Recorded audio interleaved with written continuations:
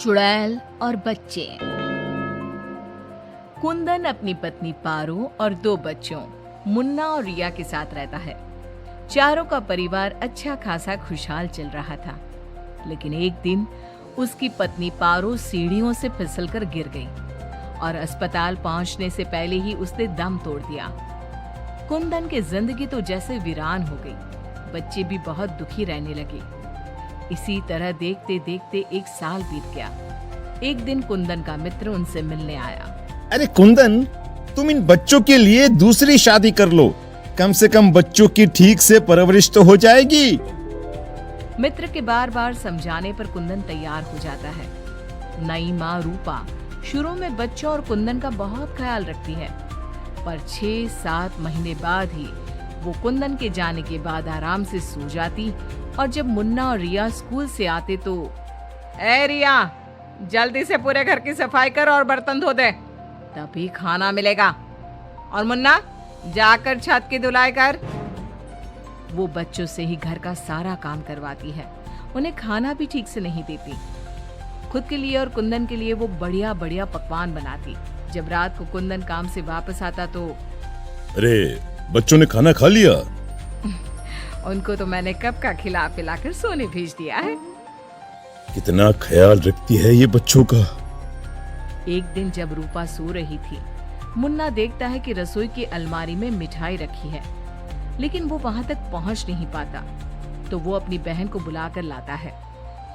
मैं घोड़ा बन जाता हूँ, तुम मेरे ऊपर चढ़कर वो मिठाई उतार दो। उन्होंने मिठाई उतारी और खा ली। अचानक मिठाई का डिब्बा रिया के हाथ से नीचे गिर जाता है और बिखर जाता है। आवाज सुनकर रूपा भागते हुए आती है। उसने आओ देखा न ताव और दोनों की खूब पिटाई कर दी। जब देखो तब भूखे ही रहते हैं ये बच्चे, न जाने इनका पेट है कि कुआं। बच्चे खूब देर तक रोते रहते हैं, लेकिन फिर आपस में ही बातें और मजाक करके एक दूसरे का मन बहलाने लगते हैं। रिया, जब मैं बड़ा हो जाऊंगा ना तो एक मिठाई की दुकान खोल लूंगा। पहले हम लोग खूब सारी मिठाइयाँ खाएंगे और फिर बेचेंगे। मुन्ना, मेरी तो शादी हो जाएगी, तुम अकेले ही सारी मिठाइयाँ खाओगे ना? अरे हाँ रे, तब तक तो मेरी भी शादी हो जाएगी। कुंदन जब घर आता है तब उसकी माँ बच्चों की खूब शिकायत करती है। अरे बच्चों, तुम्हारी माँ तुम्हारा कितना ध्यान रखती है, आखिर क्या कमी है तुम दोनों को? पिताजी, उनकी बात पूरी भी नहीं हो पाती कि हाँ हाँ कह दो कि मैं तुम्हें खाना नहीं देती, सारे दिन घर के काम करवाती हूँ, कह दो ना। मुन्ना चुपचाप खड़ा रहता है। अब तो हम दोनों को पिताजी से बात भी नहीं करने देती। नहीं माँ।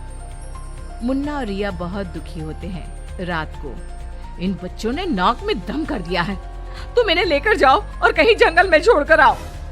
अरे ये क्या कर रही हो तुम? ये दोनों मेरे जिगर के टुकड़े हैं, इनके बिना मैं कैसे रहूंगा? कुंदन को बार बार समझाने पर भी जब वो नहीं मानता, तब उसे एक उपाय सूझता है। कुछ दिनों तक वो बच्चों के साथ खूब अच्छे व्यवहार का नाटक करती है। बच्चे खूब खुश रहते हैं। एक दिन, सुनो, जल्दी से नाश्ता लगाओ, मुझे 2 दिन के लिए शहर जाना है। रूपा बहुत खुश होती है। वो सोचती है कि ये तो बच्चों को जंगल में छोड़कर आने से रहा, मैं ही इन्हें छोड़ आती हूँ। कुंदन के जाने के बाद, बच्चे चलो, आज हम तुम्हारी नानी के घर चलते हैं। बहुत देर तक चलते चलते जब वो सब घने जंगल में पहुंच जाते हैं तब, माँ, इधर का नानी का घर है, लगता है हम रास्ता भूल गए हैं। अच्छा, तुम लोग यहीं रुको, मैं रास्ता पूछकर थोड़ी देर में आती हूँ। हाँ, ये कहकर रूपा उन्हें वहीं छोड़कर चली जाती है।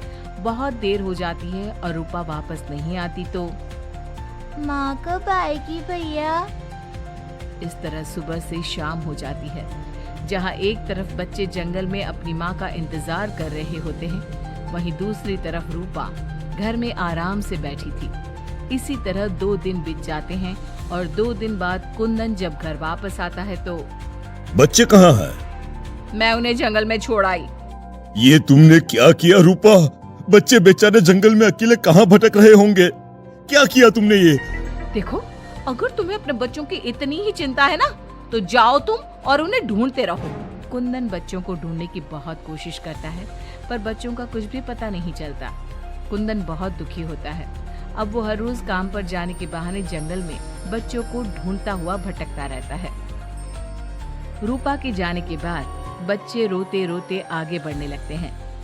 माँ बड़ी चालाकी से हमें जंगल में छोड़कर चली गई। अब हमें रहने के लिए कोई ठिकाना ढूंढना ही होगा। अब तो अंधेरा भी घिर रहा है। आगे जाते ही उनको एक झोपड़ी दिखती है। बच्चों को थोड़ी आशा बनती है। दोनों भागते भागते वहां पहुंचते हैं और झांक कर अंदर देखते हैं तो एक बुढ़िया चरखे पर सूत काट रही थी। उसके शरीर पर सफेद वस्त्र थे। अंदर का माहौल बड़ा डरावना लगता है, पर बच्चों को तो कोई आसरा चाहिए था। वो दोनों दरवाजा खटखटाने लगते हैं। तभी वो बुढ़िया पीछे मुड़ती है। बच्चे जैसे ही उसे देखते हैं, उनके शरीर के अंदर भय से एक अजीब सी सिहरन दौड़ जाती है। माथे पर बड़ी सी लाल बिंदी, आंखें सुर्ख लाल और बाल भी अस्त व्यस्त। जैसे ही उसकी नजर मुन्ना और रिया पर पड़ती है, उसके चेहरे की रौनक बढ़ जाती है। वो बड़ी प्रसन्न होकर कहती है, आओ आओ बच्चों, मैं तुम्हारी दादी जैसी ही तो हूँ। आजा। बच्चों को प्यार से वो घर के अंदर बुलाती है। बच्चों के लिए खूब सारी मिठाइयाँ, फल और बिस्किट ले आती है। बच्चे तो पहले से ही भूखे थे। वे खाना देखकर उस पर टूट पड़ते हैं। उनका सारा डर भी दूर हो जाता है। वो खाने के बाद तुरंत ही सो जाते हैं। जब सुबह उठते हैं तो बच्चों, हम घर के पीछे वाले बगीचे में चलते हैं। वहाँ बहुत सुंदर फूलों का बगीचा था। मुन्ना और रिया वहीं खेलने लगते हैं। बुढ़िया अंदर चली जाती है। तब तक मुन्ना की नजर एक गिलहरी पर पड़ती है, जो एक कोने में दुबकी हुई थी। मुन्ना उसे प्यार से अपने हाथ में उठा लेता है। तभी गिलहरी इंसानों की आवाज में बोलती है, बच्चों, तुम लोग यहाँ से भाग जाओ। ये बुढ़िया एक खतरनाक चुड़ैल है। तुम्हें खिला पिलाकर पहले मोटा करेगी, फिर पिंजरे में डाल देगी। सभी बच्चों को ये जादुई छड़ी से पशु पक्षी बनाकर बगीचे में रख देती है। एक एक करके अपनी जादू की छड़ी से सबको बेहोश कर देती है और कढ़ाई में तेल गरम करके पकोड़े बनाकर खा जाती है। इसके पास एक आदमकद का पिंजरा है। ये खुद उसकी सफाई करती है। ये कहकर गिलहरी जमीन पर कूद जाती है। जब दोनों घर में जाते हैं तो देखते हैं कि बुढ़िया पिंजरे की सफाई कर रही थी और उसके मुंह पर खून लगा था। बच्चों को देखते ही अपना मुंह पोंछने लगती है वो। रिया चारों तरफ जादू की छड़ी ढूंढने के लिए नजर दौड़ाने लगती है। अचानक उसे जादू की छड़ी दिखाई देती है और वो दोनों लपटकर वो छड़ी उठा लेते हैं। जादुई छड़ी, पिंजरा बंद कर दो। पिंजरा बंद हो जाता है। पिंजरा बंद होते ही वो बुढ़िया एक खतरनाक चुड़ैल बन जाती है और चीखने लगती है। दादी, आज तुम भी पिंजरे में बंद होने का मजा उठा लो ना। दोनों हंसते हैं। दादी दादी, यही वो जादुई छड़ी है ना, जिससे तुम सब बच्चों को चूहा, बिल्ली और गिलहरी बनाती हो। बोलो, तुमको क्या बनना है? मुझे बाहर निकाल, वरना मैं तेरा खून पी जाऊंगी। छड़ी मेरे हवाले कर दे। दादी, पिंजरे में कुछ खाने को दो। ये लो, तब तक आम की गुठलियां चूसो। इनमें अभी भी बहुत रस बचा है। दोनों आम की ढेर सारी गुठलियां पिंजरे में फेंक देते हैं। एक बार मैं बाहर आ जाऊं ना, तुम दोनों के पकोड़े बनाकर चबा जाऊंगी। जय काली कलकत्ते वाली, तेरा वचन न जाए खाली। जादुई छड़ी, इस चुड़ैल को मछली बना दो। जादुई छड़ी, एक बड़े से कढ़ाई में तेल गरम कर दो।